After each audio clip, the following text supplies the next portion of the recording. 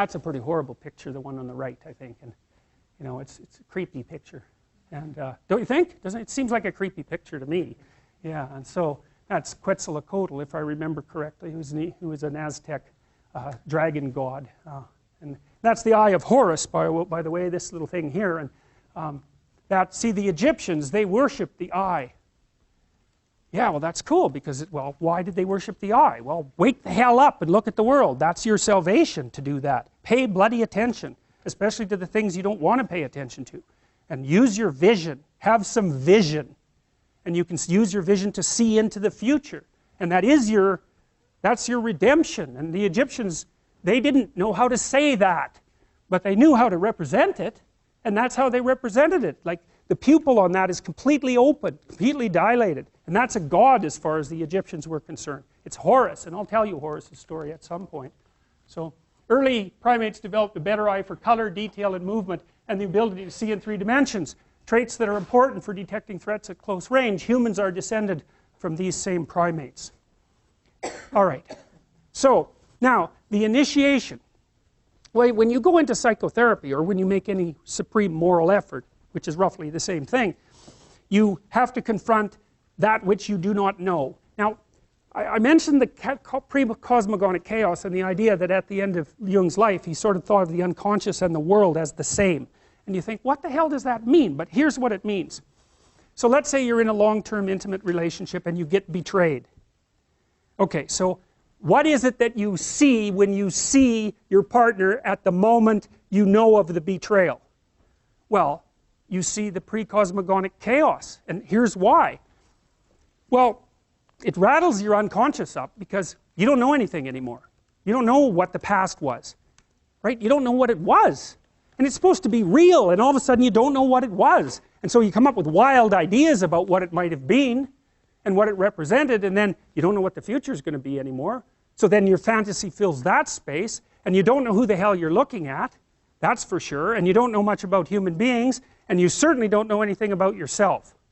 And so all of a sudden, not only is everything in chaos inside your mind, but everything is in chaos in your world. And it actually is, and there's no telling the difference between those two things. You know, and so then you're just shattered. And so then you go talk to a therapist for like 2 years, and you think, well, what happened? What was the reality?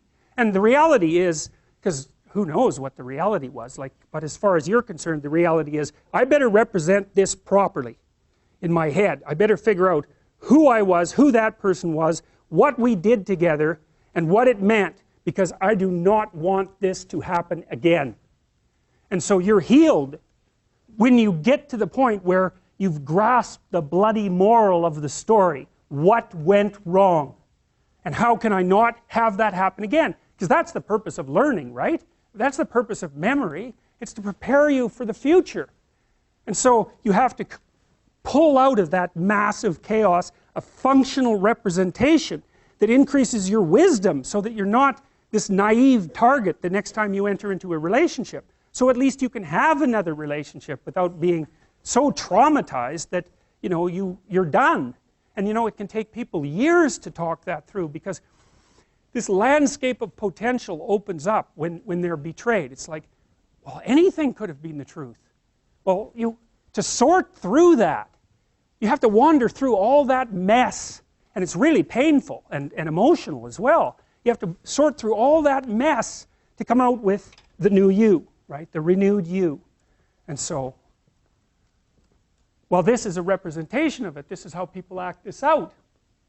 But whatever method he may have been designated, the shaman is recognized as such as only after having received 2 methods of instruction. The first is ecstatic, dreams, trances, and visions. The second is traditional shamanic techniques, names and functions of the spirit, mythology and genealogy of the clan, and a secret language. Well, one of the things that happens, this happens to you even if you encounter something terrible like a betrayal.